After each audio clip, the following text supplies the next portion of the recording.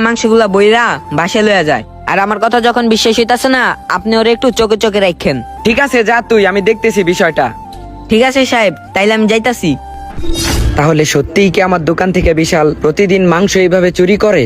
তাহলে ওকে তো চোখে চোখে রাখতে হইব, বিষয়টা তো অনেক সেন্সিটিভ।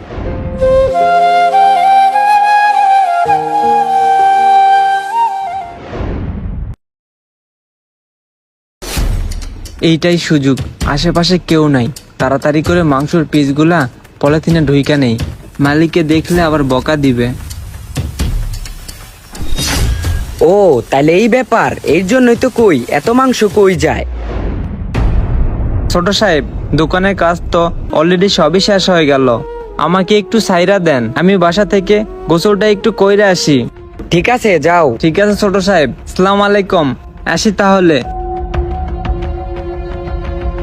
তুই মাংস